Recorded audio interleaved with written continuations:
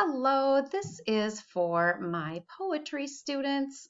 Currently, my poetry students are those that are in my British literature course, first semester and hopefully second semester as well. Welcome, welcome. I'm going to try and keep this 10 minutes or less, so I'm starting a timer for myself to keep on track. Chewy the Chihuahua would like to say hello to you. Most of you know him by now. So the title of my presentation, as it were, or tutorial, is entitled How to Write About Poetry, or in other words, how to get an A on the writing portion of the final. My voice hopefully will keep up with us here. I am still struggling with getting over COVID. So here we go. Let's start with just a quatrain from one of Elizabeth Barrett Browning's sonnets. And wilt thou have me fashion into speech the love I bear thee, finding words enough, and hold the torch out while the winds are rough between our faces to cast light on each? I do love me a good sonnet. And Elizabeth Barrett Browning is one of my favorite poets of all time, as is her husband, Robert Browning. I actually adore his poetry as well. All right, so I'm just realizing that the screen isn't capturing everything I want it to, so I'm going to go to a different view here. So writing about poetry may not come easy to you. But by following a few guidelines, you can do well on a writing assignment involving poetry and the discussion of it. So before you begin writing the answer to your essay question, or any question, whether it's involving poetry or not, this rule applies. You've got to take some notes first. Please do not just start writing. You learned this in our research paper unit with myself and Mr. Donlinger. Getting ready to write is just as important, I'm going to say more important, than writing the actual answer to your question. In this case, an essay question about poetry. So, some things to note. When we speak about the writer of a piece of poetry, we are referring to the writer as a poet, as the poet, not the author. That is one way to get a reader to not feel you are as credible. So you lose credibility if you start talking about poetry and consider or refer to the person as the author. No, they are the poet. Also, when we speak about sections of a poem, we're going to call them lines and stanzas. We're not going to call them sentences and paragraphs. No, no, no. That's when we're speaking about prose. When we're talking about poetry, lines, stanzas, poet. So here are some things also to avoid when you're speaking about or writing about poetry. I want you to avoid phrases such as, this poem is about love. This poem is about life. This poem is about dogs. Again, that whole credibility issue, it just doesn't sound very educated. Obviously, like right now, we're in a unit called Love Sonnets. So, most of us just can throw that part, away, as it were. Like, yes, of course, it's about love. We're in the Love Sonnets unit. So we're going to just kind of take that out of the equation in terms of we're not going to say anything quite as obvious as this poem is about love. Okay. What we're going to try to do instead is we're going to try and offer up something about the poem that will make people lean in and listen to what we have to say. Ooh, this isn't original. This is unusual. This person knows what they're talking about.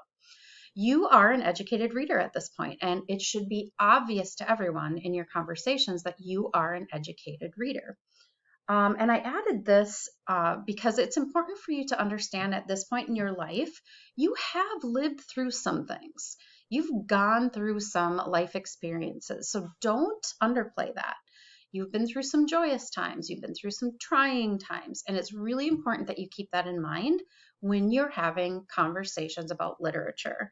So use your own experiences, gain insights, use the insights that you've gained through your own experiences when you are discussing or writing about literature and poetry, and even in conversations with people. Um, don't downplay what you've gone through in your life this far. Use it to your benefit. All right, so probably, well, let's see. We've got about 4 minutes and 40 seconds left in my 10 minutes that I promised you. So we're going to talk about analyzing the poet. When I told you you were going to be taking notes before you started reading, this is what I'm talking about. This is step number 1. What do you know about the poet? You're going to be doing this first and taking some notes about it. So you've probably heard the phrase before, things don't happen in a vacuum. That means everything that happens is connected or interrelated. The same is true about poets and their poetry. It really does matter what time period an author comes from and where they lived, where they live now, if they are still living. I just noticed I needed a capital. I don't know what I did. My formatting is off here. And it's important what was happening in their life at the time whenever they wrote this poem. So, for example, Elizabeth Barrett Browning came from a religious upbringing. That is an understatement. She had a stern father who actually forbid any of his daughters getting married. And it's important to note that she was very ill during much of her lifetime. So she was very frail, very ill. These things were bound to affect her writing, that they were an integral part of who she was. When we speak of poetry and any kind of literature, we speak in present tense, which is kind of sometimes a little bit confusing if you're new at it. But we speak of the poem as if it's occurring right now. That's just a rule of speaking about literature. Shakespeare. So here's something about Shakespeare's sonnets. They generally focus on themes of love and life. The first 126 sonnets he wrote are directed to a young man whom the speaker urges to marry. But this man then becomes the object of the speaker's desire. So things change a little bit. His last 28 sonnets are addressed to an older woman, and she's the so-called dark lady. If you've not read Sonnet 130 yet from Shakespeare, he actually even refers to her wiry dark hair. And this so-called dark lady causes both desire and loathing in the speaker. However, several of the sonnets, if taken individually, may appear gender neutral, as in the well-known Shall I Compare Thee to a Summer's Day from Sonnet 18, very gender neutral in that sonnet.